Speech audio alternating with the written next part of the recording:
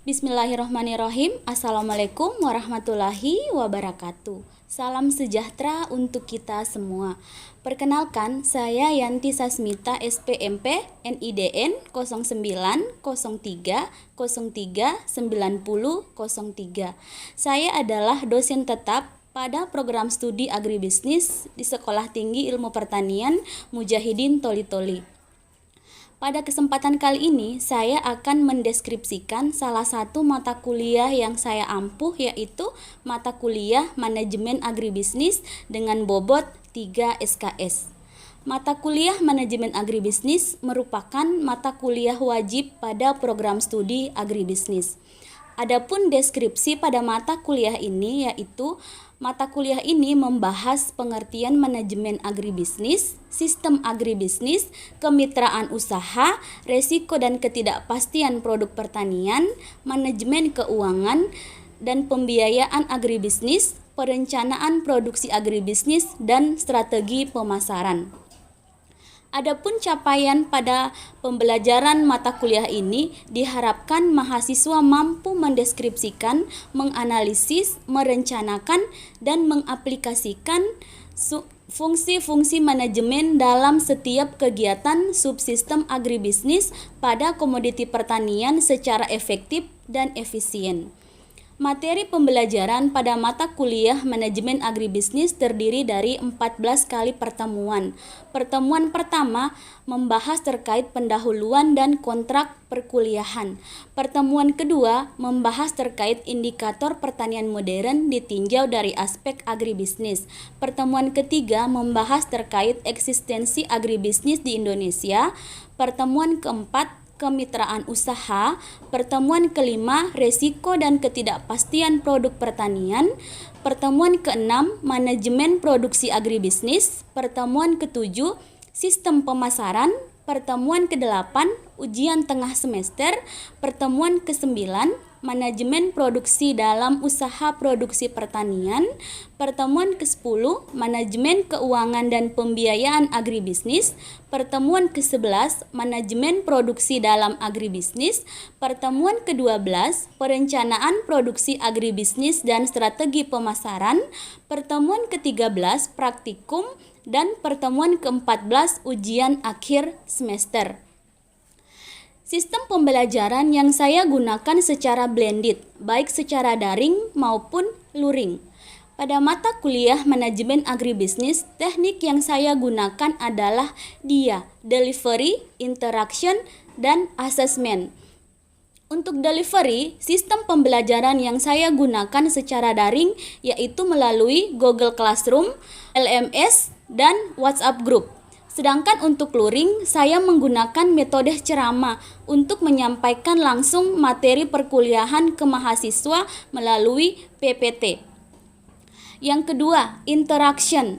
Untuk interaction, metode pembelajaran yang saya gunakan secara daring melalui Google Classroom, LMS, dan WhatsApp Group. Sedangkan untuk luring, saya menggunakan metode ceramah melalui penjelasan lewat PPT. Kemudian metode yang kedua adalah diskusi dan presentase. Secara daring, diskusi yang saya lakukan dapat melalui LMS dan WhatsApp Group. Sedangkan untuk luring, biasanya saya memberikan topik atau case study untuk diselesaikan, kemudian didiskusikan dan dipresentasikan di depan teman-teman kelompok sehingga ada tanya jawab atau interaksi. Yang ketiga adalah asesmen atau penilaian. Adapun komponen penilaian dalam mata kuliah ini adalah yang pertama kehadiran. Kehadiran itu 5%, kemudian tugas 10%, ujian tengah semester 30%, ujian akhir semester 30%, dan praktikum 20%. Selanjutnya, saya akan menampilkan video pembelajaran terkait mata kuliah Manajemen Agribisnis. Ya, Assalamualaikum warahmatullahi wabarakatuh dan selamat siang. Ya, hari ini kita akan melanjutkan materi pertemuan kita terkait dengan mata kuliah Manajemen Agribisnis. Ya, Jadi untuk pertemuan hari ini materinya terkait dengan kemitraan usaha. Ya. Oke. Di pertemuan kali ini yang kita bahas ada 3. Yang pertama jenis kemitraan, kemudian yang kedua kegiatan kemitraan, dan yang ketiga ada pelaku kemitraan. Ya. Nah, jadi yang pertama itu terkait dengan jenis kemitraan. Ya. Nah, jadi kemitraan ini sama dengan kerja sama. Nama biasa kan dengar tuh bermitra. Ya, jadi kemitraan itu adalah kerja sama. Ya, jadi kerja sama baik antar pengusaha kecil, ya, menengah dan besar. Ya. Oke, selanjutnya terkait dengan kelompok. Ya, di sini ada 2 jenis kelompok. Ya, yang pertama adalah kelompok informal. Nah, jadi kelompok informal ini terbentuk itu tidak ada tidak ada struktur, ya. Kemudian anggotanya tidak tetap, ya. Sebelum saya lanjut, ada yang bisa kasih contoh kelompok informal itu seperti apa? Seperti kelompok belajar, Bu, dengan arisan. Iya, ya. Jadi kelompok belajar, kelompok arisan itu termasuk dari kelompok informal. Kemudian yang kedua ada kelompok formal. Ya, jadi kelompok formal ini yang pertama dia punya anggota, ya. Kemudian yang kedua ada pengurus, ya. Yang ketiga itu ada aturan tertulis atau anggaran dasar, ya. Kemudian yang keempat itu ada legalitas atau pengesahan, ya. Berbeda dengan kelompok informal tadi, ya, yang pembentukannya itu hanya sesuai kemauan saja, tidak terstruktur. Ya. Nah, kalau tadi contoh dari kelompok informal, sekarang ada yang bisa kasih contoh terkait dengan kelompok formal? Iya, apa kelompok formal? Itu seperti lembaga pemerintah dan perusahaan. Lembaga pemerintah dan perusahaan. Ya, jelas ya. Kalau lembaga pemerintah itu pasti ada pengurusnya, toh, kemudian ada anggotanya, kemudian ada legalitas, ya. Begitu juga dengan perusahaan, ya. Itu semua termasuk ke dalam kelompok formal, ya. Oke, ini terkait dengan kelompok tetap utuh, aktif dan dinamis. Jadi ada kelompok yang hanya membentuk kelompok tapi tidak aktif, toh, hanya sebatas nama saja. Kelompok ini terbentuk tapi tidak aktif. Nah, jadi kelompok tetap utuh, aktif dan dinamis ini jika, ya, ini jika, ya, jika tujuan kelompok jelas, ya, kemudian diketahui oleh seluruh anggota. Itu dia baru bisa dikatakan aktif, utuh dan dinamis, ya. Jadi dia tujuan kelompok itu harus diketahui seluruh anggota. Kemudian ada pengurusnya, ya. Kemudian komunikasi antar kelompok itu baik, ya. Kemudian kerjasamanya juga baik, ya. Kemudian ada aturan yang disepakati secara bersama, ya. Jadi kalau mau kelompoknya kita itu tetap utuh, aktif dan dinamis itu harus ada kerjasama, komunikasi antara teman sekelompok, ya. Oke, kita lanjut, ya, di kegiatan kemitraan, ya. Nah, di kegiatan kemitraan ini ada beberapa aspek, ya. Yang pertama terkait dengan permodalan, ya. Tentunya jika kita bermitra, kita harus mempunyai permodalan terlebih dahulu, ya. Kalau tidak ada permodalan, bagaimana kita mau bermitra? Seperti itu, ya. Kemudian yang kedua, teknologi, ya. Teknologi juga. Bagaimana petani mau bermitra kalau yang dimitrakan ini tidak ada teknologi yang bisa membantu petani, ya. Itu terkait dengan teknologi. Yang ketiga, pemasaran. Nah, jadi pemasaran itu sangat penting karena apa yang dihasilkan oleh petani itu harus dipasarkan, ya. Jadi tidak mungkin hasil dari petani, hasil pertanian ini hanya disimpan saja di rumah, toh tentunya butuh yang namanya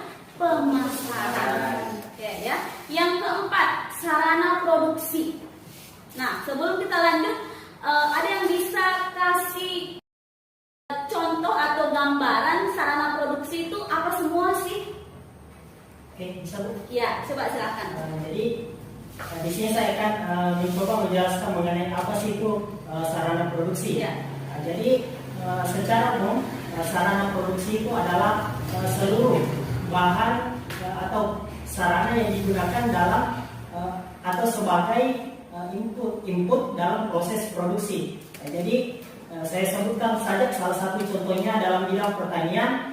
Yang pertama itu adalah benih, kemudian pupuk, pestisida, dan lain-lain yang tentunya dapat mendukung dalam proses produksi. Ya, itu ya.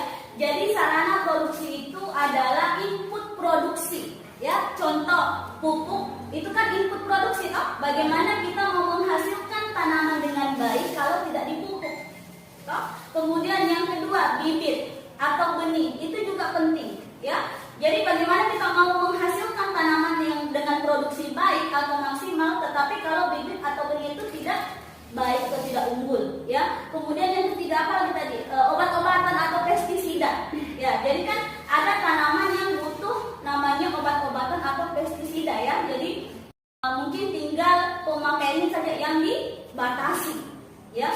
Yang keempat mungkin terkait dengan alsintan juga, ya. Itu juga termasuk dari sarana produksi, ya.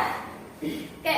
Yang kelima adalah pengolahan hasil atau keuntungan. Ya, jadi inti dari kegiatan kemitraan ini ada 5, ya. Yang pertama permodalan, ya. Yang kedua ada teknologi, yang ketiga pemasaran, ya. Yang keempat sarana produksi, dan yang kelima ada pengolahan hasil atau keuntungan. Iya. Oke, kita lanjut dulu, ya.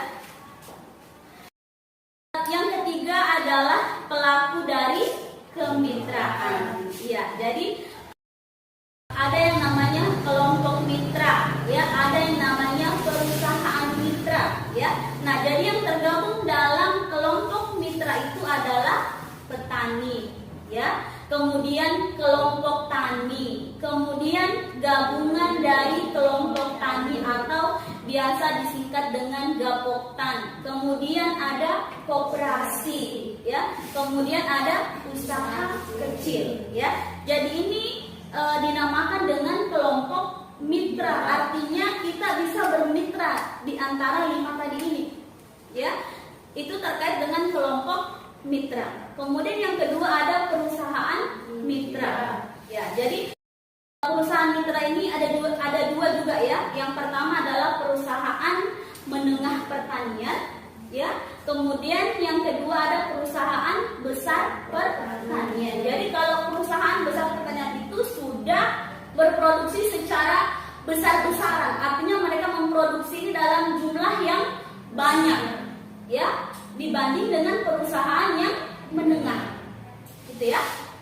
Nah, yang selanjutnya adalah manfaat dari kemitraan untuk masing-masing pelaku kemitraan. Ya, bisa dilihat di slide-nya. Yang pertama untuk petani, ya. Jadi petani ini mendapatkan bantuan permodalan, ya, kemudian saprodi, teknologi. Tentunya ini untuk meningkatkan pendapatan dari petani. Karena kalau petani sendiri tidak dibantu dengan permodalan, dengan saprodi, ya, usaha taninya tidak akan meningkat, ya. Kemudian yang kedua, jaminan pemasaran, ya. Jadi yang kedua adalah jaminan pemasaran yang sesuai dengan harga atau sesuai dengan kesepakatan, ya. Artinya seperti ini. Petani menghasilkan produk atau hasil pertanian, ya, tentunya ini sudah dengan harga yang disepakati. Kira-kira kalau panen beras 1 kilogram itu berapa sih untuk di Kabupaten Toli-Toli? Itu kan sudah ada harga, ya. Biasanya 8.000 1 kilo. Untuk mungkin wilayah Galang, ya, wilayah Toli-Toli Utara mungkin juga, ya, 11-12 lah, ya, dengan harga yang sudah disepakati bersama, ya. Jadi tidak ada yang menjual harga di atas 8.000 tadi, ya. Artinya sudah kesepakatan, ya, harganya itu kira-kira berapa sih untuk harga beras per kilo atau mungkin per liter atau mungkin per karungnya, ya. Kemudian yang ketiga adalah transfer ilmu pengetahuan atau keterampilan. Nah, biasanya kan kalau kita bermitra dengan, contoh kalau kita bermitra dengan pelaku kemitraan dalam hal ini adalah pihak koperasi, otomatis kita akan mentransfer ilmu atau kita akan dikasih ilmu sedikit dari pelaku mitra dalam hal ini adalah koperasi, contoh dalam menyimpan keuangan mungkin, ya. Jadi kalau produksinya sekian untuk bulan ini tidak boleh dihabiskan, ya, harus disimpan untuk produksi bulan depan atau panen bulan depan atau bulan-bulan berikutnya, ya. Kemudian manfaat yang kedua adalah adanya optimalisasi sumber daya. Ya, ini jelas ya. Kalau kita bermitra dengan perusahaan yang tadinya kita menggunakan panen padi menggunakan alat yang masih tradisional, itu menggunakan waktu yang sangat lama dibanding dengan kita menggunakan teknologi, ya. Kalau teknologi kita bisa memanen itu hanya memakan waktu mungkin 2-3 hari, ya, sudah selesai panen padi. Tapi kalau menggunakan alat yang tradisional itu bisa seminggu, 2 minggu baru selesai, ya. Jadi ada efisiensi dalam hal penggunaan tenaga kerja, ya. Oke. Berbicara terkait dengan perusahaan mitra, ya. Nah, jadi perusahaan pertanian, ya, atau perusahaan di bidang pertanian ini bisa berupa perusahaan swasta, ya, kemudian BUMN, kemudian BUMD, ya, terkait dengan perusahaan. Kalau swasta kan itu banyak, ya, perusahaan pertanian, contoh pupuk PT Kaltim, ya, itu kan juga perusahaan yang bergerak di bidang pertanian, artinya menyuplai pupuk untuk petani. Dalam hal ini mungkin pupuk yang bersubsidi, ya, itu terkait dengan perusahaan mitra, ya, baik swasta, BUMN dan BUMD. Kemudian yang kedua ada perusahaan pengelola, ya. Jadi perusahaan pengelola ini tidak melakukan usaha budidaya, ya. Ini hanya jadi seperti ini, perusahaan pengelola ini memiliki unit pengolahan, contoh untuk menyewa alat untuk memanen. Nah, ini ya masuk di perusahaan pengelola, ya, mengelola unit pengolahan, kemudian menyediakan saprodi, ya, kemudian menyediakan permodalan, kredit, apalagi pengolahan hasil, ya, itu masuk di perusahaan pengelola, ya. Jadi perusahaan pengelola ini tidak melakukan usaha budidaya, ya. Oke, yang ketiga perusahaan penghela, mungkin baru dengar, ya. Nah, jadi perusahaan penghela ini yaitu perusahaan yang tidak melaksanakan usaha budidaya dan tidak juga memiliki unit pengolahan. Nah, tetapi dia bergerak di bidang menampung dan memasarkan produk, itu ya. Jadi perusahaan penghela ini tidak melaksanakan usaha budidaya, tidak memiliki unit pengolahan, tetapi melakukan pembinaan, ya, melakukan pembinaan baik itu berupa pelayanan dalam bidang teknologi, kemudian menampung dan memasarkan produk, ya. Jadi ini yang dikelola oleh perusahaan penghela, ya. Kita lanjut, ya. Apa yang ditanyakan sampai di sini? Sedikit, Bu. Iya. Jadi begini, perusahaan penghela itu kan termasuk di dalamnya tidak mengelola ataupun membudidayakan. Ya. Nah, jadi pertanyaannya, apakah penggilingan padi itu termasuk perusahaan penghela atau bagaimana? Ya. Untuk penggilingan penggilingan itu termasuk perusahaan penghela karena yang pertama tidak melakukan usaha budidaya pertanian, ya artinya hanya yang petani datang mengantarkan langsung dalam hal ini adalah padi yang diantarkan ke penggilingan. Kemudian yang kedua adalah menampung dan memasarkan produk. Nah, biasanya kalau di penggilingan itu ada yang bekerja sama dengan pembeli dari luar. Ya, ada yang begitu ya. Jadi pengecer itu bisa datang langsung ke penggilingan untuk membeli beras. Beras dalam hal ini ya kan dari padi digiling kemudian jadi beras. Ya. Jadi penjual itu termasuk dalam perusahaan penghela karena yang pertama dia tidak mengelola usaha budidaya, ya. Kemudian yang kedua dia ini memasarkan produk, artinya dari hasil produksi petani yang disimpan di penggilingan itu hasilnya bisa langsung dijual ke pengecer, ya. Ada lagi pertanyaan sampai di sini? Oke, kalau tidak kita lanjut ya di pemerintah, ya. Nah, pemerintah, mungkin teman-teman sudah ketahui bahwa sebagian besar tenaga kerja itu ada di pedesaan. Ya, jadi sebagian besar tenaga kerja itu berpusat di pedesaan. Dalam hal ini adalah pertanian. Contoh, memberikan nilai tambah dalam suatu produk. Dari seperti ini ya, penggilingan padi. Biasanya kan yang kita tahu padi itu atau beras itu dijual dalam bentuk 50 kg. Satuannya 50 kg untuk satu karung. Ya. Nah, bagaimana kita bisa mengemas ya? Jadi yang 50 kg satu karung itu kita kemas jadi yang 5 kilo. Ya, jadi yang 10 kilo. Toh, biasanya kan kalau yang mau beli beras dalam 50 kg itu agak susah ya, maksudnya mahal. Contoh 400.000. Toh, tapi kalau dikemas 5 kilo, 10 kilo, 20 kilo itu kan meringankan. Toh, kemudian diberi label. Nah, itu kan jadi memberikan nilai tambah. Ya, artinya usaha pertanian itu tidak fokus di budidaya saja, tapi bisa di macam-macam, tergantung dari kemauan dan kreativitas. Ya. Oke, kita lanjut ke kelompok mitra.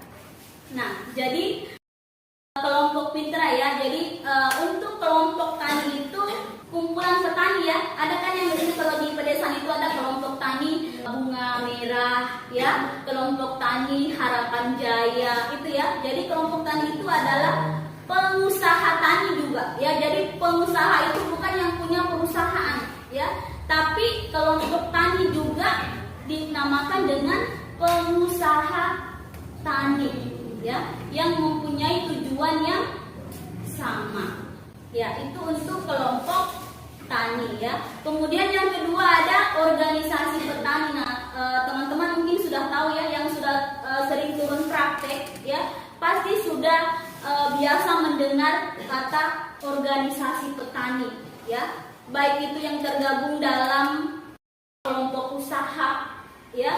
Kalau sekarang itu di desa-desa yang namanya KUB, kelompok usaha bersama. Ini dirintis oleh kelompok tani. Nah, itu terkait dengan organisasi petani. Salah satunya adalah itu tadi ya.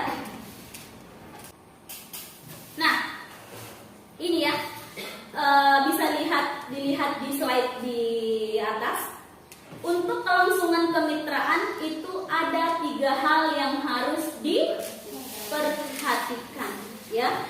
Yang pertama, rela ditutup karena kalah bersaing ya. Kemudian yang kedua, rela di merger karena tidak bisa mandiri ya. Kemudian yang ketiga, tetap survive atau bertahan karena melakukan perubahan-perubahan yang sesuai dengan perkembangannya. Kita lanjut ya. Oke, contoh dari kemitraan. Nah, di sini ada yang bisa kasih contoh. Contoh dari kemitraan itu apa sih? Ya. Kalau salah satu contoh dari kemitraan yaitu kemitraan antara petani sayuran dengan pasar swalayan. Ya, jadi itu juga bisa bermitra ya antara petani sayuran dengan pasar swalayan. Karena kan sekarang ini di zaman yang sudah semakin modern ya. Jadi kalau dulu mungkin kita hanya beli sayuran itu di pasar tradisional ya. Sekarang kita bisa beli sayuran itu di supermarket ya, di mall, di tempat-tempat yang sudah tidak lagi yang menyentuh yang namanya becek-becekan. Sampai di sini ada yang mau ditanyakan terkait dengan materi kita hari ini, yaitu kemitraan usaha. Jadi yang kita bahas hari ini adalah jenis kemitraan, kemudian ada kegiatan kemitraan, kemudian ada pelaku dari kemitraan. Nah, mungkin ada yang belum difahami atau ada yang kurang dimengerti, boleh ditanyakan. Sedikit tuh Ya. mengenai tadi masalah jenis-jenis organisasi tadi kalau tidak salah. Oke. Lebih terkhususnya ke Gapoktan, Bu. Jadi itu Gapoktan kan gabungan dari beberapa kelompok tani. Ya. Jadi apakah dalam Gapoktan ini ada batasan berapa jumlah kelompok tani minimal atau maksimal begitu? Oke. Terkait dengan Gapoktan, jadi itu tidak ada batasan. Dan namanya juga gabungan kelompok tani. Namanya bergabung ya. Yang penting dia tergabung dalam kelompok tani. Yang tidak bisa, yang tidak masuk kelompok tani, kemudian bergabung di Gapoktan tadi. Ya, jadi tidak ada batasan. Ya, namanya juga gabungan kelompok tani. Artinya gabungan dari semua kelompok tani. Itu ya terkait dengan Gapoktan. Ya, masih ada yang lain? Sebelum kita akhiri pertemuan hari ini. Oke.